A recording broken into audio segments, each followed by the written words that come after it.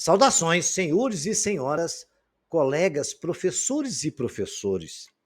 Nós vamos gravar agora mais um vídeo com alguns exercícios que a Fundação Getúlio Vargas aplicou em várias regiões nas suas provas para professor de matemática. Espero que vocês gostem, que compartilhem o nosso trabalho, curtam, se inscrevam no canal e também não esqueça de dar um likezinho aí, que é muito importante para nos ajudar. Um clique no sininho também ajuda que vocês receberão notificações de tudo que nós vamos postar. Primeira questão que aconteceu foi essa aqui. A equação do segundo grau, dada 2x ao quadrado menos raiz de 7x mais 1 igual a k. Terá solução real e única se k for igual a... Aí tem as opções, né? Letra A, 1/6, letra B, 1/7, letra C, 1/8, letra D, 1/9. Aqui a gente tem que pensar o seguinte: para que uma equação do segundo grau tenha duas soluções distintas, delta tem que ser maior que zero. Para ter uma solução, uma única solução, delta tem que ser igual a zero. Então, nós vamos ajeitar essa equação, escrever ela da forma de 2x ao quadrado menos raiz de 7x menos mais 1 menos k, porque o k está somando na direita, nós subtraímos k de ambos os lados, igual a zero. Né? Delta, então, nós já concluímos que tem que ser igual a zero. Nós temos que o A vale 2, o B menos raiz de 7 e o C 1 menos k. Delta é o quadrado de B, que é menos raiz de 7 ao quadrado, menos 4 ao quadrado, vezes 1 menos k. Simples assim. Raiz de 7 ao quadrado dá 7, menos 4 vezes 2 dá menos 8, que multiplica 1 menos k. Não tem mais o que fazer. E agora? Eu não sei o valor de k. Então, mas eu sei que delta tem que ser igual a zero. Se delta tem que ser igual a zero, eu posso concluir que 7 menos 8, que eu multipliquei o 8 por 1, e depois eu multipliquei o 8 por menos k. E é menos 8, né? Então ficou 7 menos 8 mais 8k. 7 menos 8 é menos 1 mais 8k. Eu vou somar um de ambos os membros, eu tenho 8k igual a 1. Dividindo todos os membros por 8, k é igual a 1/8.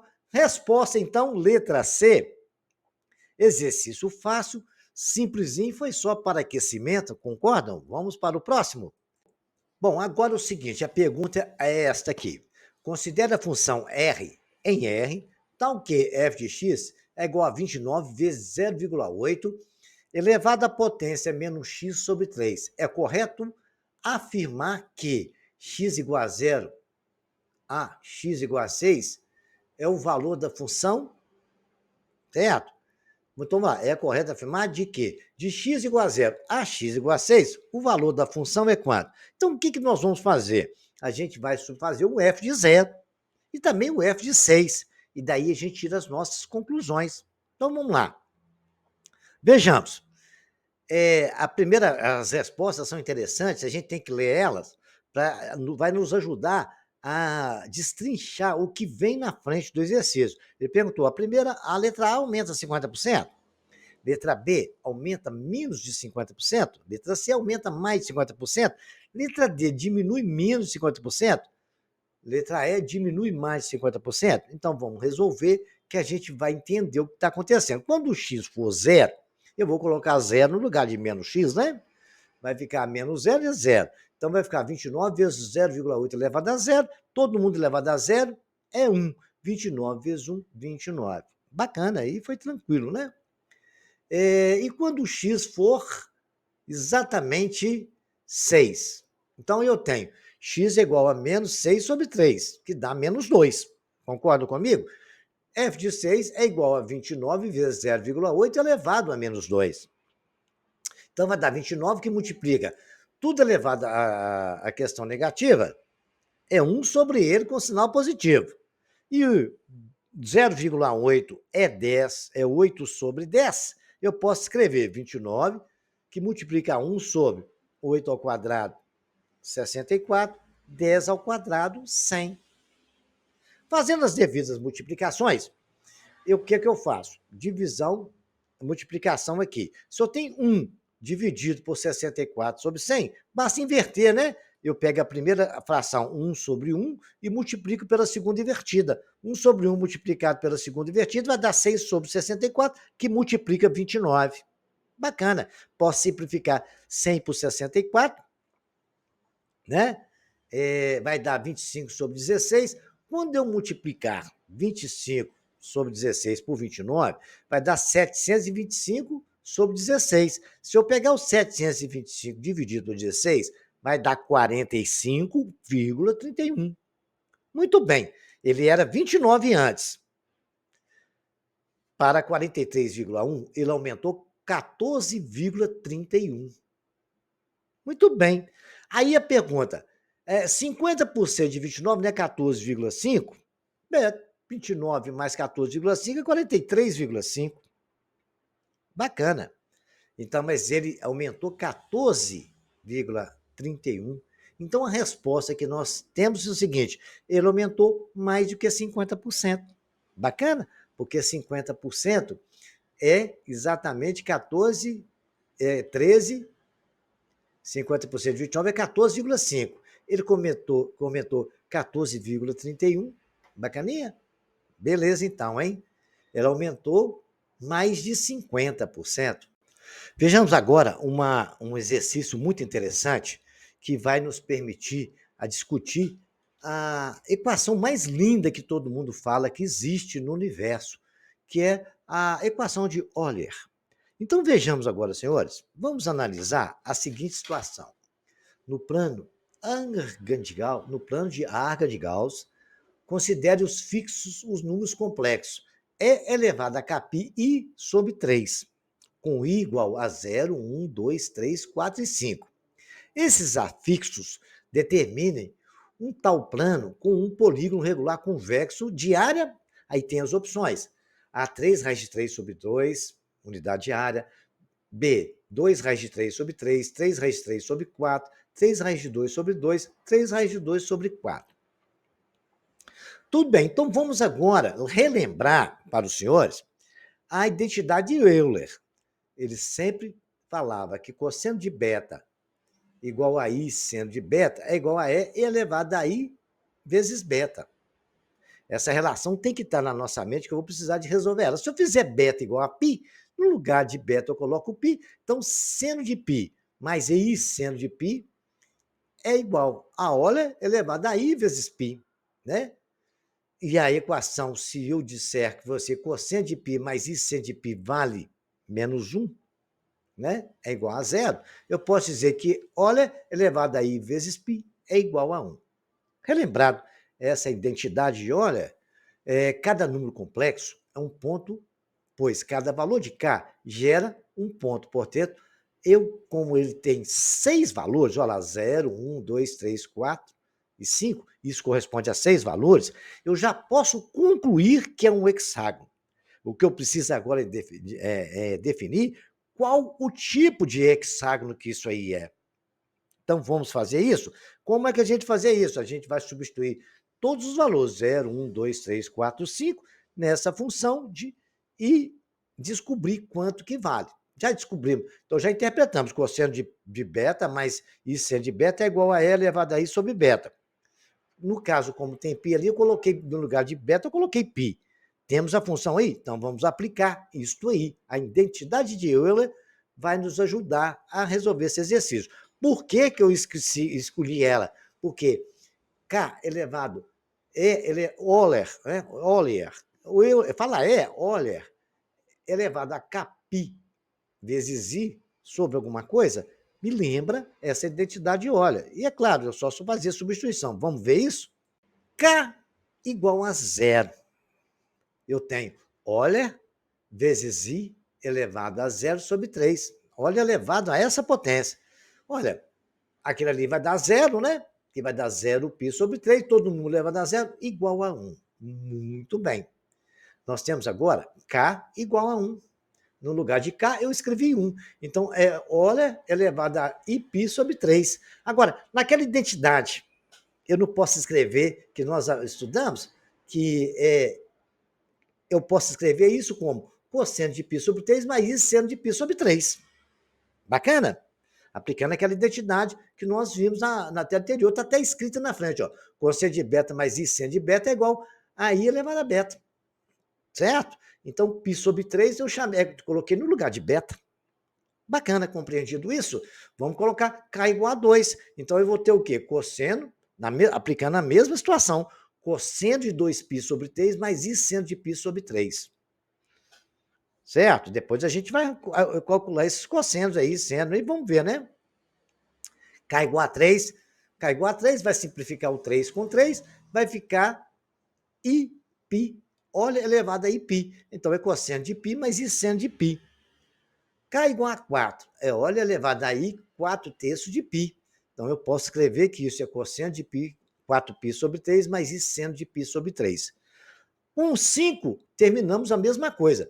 I 5π sobre 3, olha elevado a essa potência, I 5π sobre 3, que nós temos, então, cosseno de 5π sobre 3 mais I seno de π sobre 3, que é a identidade de ordem. Resolvido todas essas situações, nós vamos partir agora para continuar nossos cálculos e conseguir encontrar isso no ciclo trigonométrico. Vamos ver, então, crianças? Vejamos, então. Nós encontramos esses valores lá, né? Repetir tudo aqui para a gente não ter problema. Fiz o ciclo trigonométrico, olha elevado a 1, começou ali no zero, primeiro ponto, né? Depois nós temos π sobre 3. Π sobre 3 é 60 graus, correto? Π sobre 3 é 60 graus, 180 sobre 3, beleza. Π sobre 2, não tem ponto ali, mas ali vale 90 graus. Depois valia 90 com mais 60, deu 2π sobre 3. 2π sobre 3 é 150. Minto, 120, né? Perdão. 2π sobre 3 dá 2 vezes dá 2 vezes 180, que é 360, certo? Dividido por 3, dá 120 graus. Bacana? Tirada a dúvida. Depois fomos mais 60 graus, 180. 4π sobre 3, se você multiplicar 4 por 180, que é π, vai a 180, dividir por 3, dá 240. Então, saiu de 180, sobrou 60. De 60 para 5 sobre 3, certo? Que é 240, dá 300 graus. 240 com 60, 300. Depois mais 60, 360, que é a volta completa. Então, já identificamos os graus e os pontos. Quando eu liguei, eu vi que era um hexágono. E é possível falar que é um hexágono de triângulos equiláteros, formado por 6 triângulos equiláteros, porque o primeiro que o ângulo é 60 graus. Não tenho dúvida disso. Então, já posso falar que é um triângulo, um hexágono, formado por 6 triângulos equiláteros. E que o raio ali, daquela circunferência, vale 1. Porque o π entre 0 e π varia de -1 a 1. Então, aquele raio ali está concluído que ele vale 1, não precisamos nem perder tempo de discutir isso. Então, nós temos, então, que a área desse hexágono, que é o que o examinador está nos pedindo, certo? É exatamente 6 vezes a área do triângulo equilátero, que tem lado igual a 1. Que cada lado ali vale 1 daquele triângulo. Até separei os triângulos e traçando as respectivas diagonais. Muito bem. Agora é só fazer continha, né? Nós sabemos que a área do triângulo equilátero é 6 ao lado ao quadrado, do triângulo, é a lado ao quadrado raiz de 3 sobre 4. Como são 6, multiplica por 6. Bacana? Aí eu simplifico o 6 com 4, é 3L ao quadrado sobre 2 raiz de 3. Como L vale 1, a área dessa figura é 3 raiz de 3 sobre 2, que corresponde à letra A no questionamento que o examinador nos deu as possíveis respostas. Ok? Espero que os senhores tenham entendido. Essa é a identidade de Euler e ela é considerada a equação mais bonita da matemática. Vamos agora estudar identidade trigonométrica e alguns exercícios, né, que caíram também na Fundação Getúlio Vargas. Considere a função real de variável real dada por f de x igual a 12,6 menos 4,9 vezes seno de 3π mais 5 sobre π. O valor mínimo de f é um valor maior que 10, entre 9 e 10, entre 8 e 9, entre 7 e 8 ou menor que 7. Então, vamos analisar. Primeira coisa que nós temos que lembrar, não podemos esquecer nunca, tanto vale para o seno como o cosseno. Seno de x vai ser sempre maior que menos 1 e menor que 1, ou seja, vai estar dentro do intervalo de menos 1 a 1. Então, eu aqui, o que eu posso dizer para você? Se o seno de 3x mais π vai ter o valor máximo se o seno de 3x mais π for igual a 1. Certo? Agora, menos 4,9 seno de 3x mais 4x terá o valor mínimo. Porque quando você multiplicar o seno de x mais π sobre 5 por menos ali, ele vai virar o valor mínimo. Então, o f de mínimo é 12, vamos dizer que ele vai ter o valor máximo. Seno de 3x mais 1 vai ser 1, né? Beleza? Mas quando você multiplicar por menos 1, vai dar positivo. Quando você multiplicar por menos 12,6, por menos 4,9, ele vai ficar negativo. Então, o valor mínimo acontece quando o seno de 3x mais π sobre 5 é máximo. Quando isso for máximo, acontece o valor mínimo, porque quando você multiplica, fica menos. Então, o valor f de mínimo é 12,26 menos 4,9 vezes 1. Se você fizer as continhas, menos 4,9, 12,26 menos 4,9 vezes 1 dá 7,7. Então, a resposta que a gente tem é a letra D, está entre o valor de 7 e até 8. Então, tem que se tomar cuidado com o sinal que tem nas funções, né? No caso nosso, esse menos 4,9, ele inverteu a questão. Tá? Se ali fosse mais, ali tudo seria valor de máximo e o com menos seria o valor de... seria com décimo menos 1, seria valor de mínimo. Mas quando ali é menos, tem que se tomar cuidado. Bacana? Espero que os senhores tenham compreendido que eu vou fazer mais um exercício semelhante a esse. Agora, considere a função R em R, está o quê? 2 menos 3 vezes seno de x, sim, é seno, é a mesma coisa, só que está escrito em inglês isso aí, tá? É π sobre 5 vezes x mais 2π sobre 7, seja m e n, respectivamente. Então, m maior, máximo, m menor, mínimo, isso que ele disse. Determine os valores máximo e mínimo de f, o valor de m elevado a mzinho. Bacana? Então, vamos ver isso aqui? Vamos. Então, A elevado a menos 1 é a possível resposta. B elevado a 1 sobre 27, a possível resposta. C, 1 sobre 6. D, 1 sobre 5. E E, 1. Então, vamos lá. Vamos escrever a função. F de x é igual a 2 menos 3 seno de x, π sobre 11 vezes x, mais 2π sobre 7. Lembrando que, do mesmo caso do exercício anterior, que o seno e o cosseno varia de menos 1 até 1. Muito bem. Considerando, então, que o ponto de máximo, está vendo o setinho lá? Como aqui é negativo, a função quando o seno de máximo vai ser máximo quando for menos 1, porque menos vezes menos vai ser mais. E ela vai ser mínimo quando lá for igual a 1. Quando o valor do seno ali for igual a 1, ela vai ter o valor mínimo, que aí vai ficar negativo, porque menos vezes menos é igual a mais. Bacana? Então, quer dizer que nós temos que tomar cuidado isso, quando for menos e quando for mais. Então, m maior, eu vou pegar para ser máximo quando ali for menos 1, porque aí eu vou multiplicar menos vezes menos, vai dar mais. Então, vai ser m de 2 vezes 3 vezes menos 1, que vai dar 2 mais 3 igual a 5. Ele vai ser mínimo quando lá quando o seno de π sobre 11 mais 2π sobre 7 for negativo, porque quando multiplicar menos por menos vai dar, quando for positivo, quando multiplicar mais por menos, vai dar menos, certo? Então, por isso ficou 3 vezes menos 3 vezes 1. Eu multipliquei ali e foi dar negativo. O outro de cima eu multipliquei por menos 1, deu positivo. Bacana? Então, m elevado a n, vai ser, a m pequeno, vai ser 5 elevado a menos 1. 5 elevado a menos 1, pela propriedade de potência, é 1 sobre 5. Então, a nossa resposta também é a letra D. Bacana? Tome cuidado com esses sinais aí, senhores.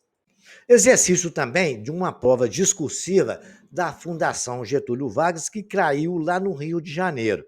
Prove que existem 13.776 números pares e 5 algarismos distintos no sistema decimal. Geralmente, quando a gente ensina isso lá na sala de aula, a gente coloca tracinhos e vai colocando as possibilidades, o que pode ser, o que não pode ser. Como é uma demonstração de prova discursiva, o ideal é escrever.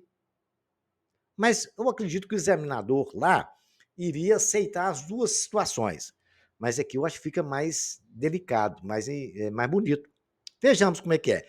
Nós temos que estudar dois casos, que todos os números terminados em zero, as possibilidades. Nós temos que ver que são números pares, né? Então, terminado em zero é considerado um número par. Então, nós vamos considerar todos os números terminados em zero. E depois a gente vai fazer com a possibilidade de todos os números terminar em 2, 4, 6 e 8, que são os números pares. Então, primeiro caso, unidade igual a zero. Eu tenho quantas possibilidades? Letra A, eu tenho apenas uma possibilidade, na unidade, né? Então, vamos lá, na unidade. E nas dezenas? Nas dezenas, como eu já escolhi uma possibilidade lá, em cima, eu só tenho 9 possibilidades, né? Nas dezenas eu tenho as 9 possibilidades. O zero já está escolhido. Quando for, aí a gente bota aqui esse tracinho, né? Já foi escolhido um, eu tenho 9 possibilidades. Bacana, 9 modos, né? A unidade de milhar, como eu já escolhi uma possibilidade lá e a outra é zero, eu só tenho 8 possibilidades. Não pode ser o zero e nem o escolhido em B. A letra D, eu tenho 7 modos. Não pode ser o zero, nem o escolhido em B e C. Por fim, eu tenho a dezena, tenho 6 modos, que eu já escolhi, não pode ser o B, o C, nem o D, e muito menos o A, porque o final já é zero. Então, eu tenho apenas 6 modos. Bacana. Feito isso, basta multiplicar 1 vezes 9, vezes 8, vezes 7, vezes 6, 3.024 números distintos, terminados em zero. Bacana. Beleza? Depois, eu vou calcular agora os terminados em 2, 4, 6 e 8, que são números pares. Ele falou pares, com os números pares de 5 algarismos distintos. Dentro de 0 a 10, 5 números pares, né? É o quê? 2, 4, 6, 8, que é o que faltou, porque o zero eu já acabei de falar. Tá bom? E depois a gente soma isso tudo aí. Porque não tem como um número ser terminado em 0 ou 2, 4, 6 e 8 ao mesmo tempo. Por isso que a gente vai fazer de 2, 4, 6 e 8, depois somar isso tudo. Vamos lá? Agora, então, nós vamos concluir o segundo caso. Né? O segundo caso tem que ser diferente de zero. O zero não vai entrar no segundo caso ali, não, né? As unidades é 2, 4, 6 e 8, números pares. 4 modos. Dezenas de milhar, 8 modos. Não pode ser nem zero e nem A. Agora, a unidade de milhar, 8 modos. Pode ser o zero e nem o escolhido em A e B. Pode ser o zero. Então, continua tendo 8, né? Que ali já pode ser zero. Bacana? Centena, 7 modos. Nem o escolhido em A, nem B, nem C. Quando a gente colocar os tracinhos assim, colocar os números lá, vai dar certo. E, por fim, tem os 7 modos, não pode ser nem A, nem B, nem C, a centena, e a dezena, 6 modos. Não pode ser nem o escolhido em A, nem B, nem C. O princípio multiplicativo temos, então, né? É exatamente, agora multiplicar, 4 vezes 8, vezes 8, vezes 7, vezes 6, dá 10.752 números distintos, terminado em 2, 4 e 6, ou 8. O primeiro caso, mais o segundo caso que a gente pode somar. Por que eu posso somar? Porque não tem como estar explicado de vermelho aí, eu já falei anteriormente, não tem como o número ser terminado em 0 e 2, 4, 6 ao mesmo tempo. Então tem que ser somado os dois, que aí nós vamos ter todas as possibilidades. Fica mais fácil separando os casos, porque aí não complica, né? Então temos os 13.776, como foi pedido para ser provado. Eu espero que os senhores gostem. Não esqueçam de curtir o nosso canal, se inscrever no nosso canal, compartilhar e nos ajudar aí. E até o próximo vídeo.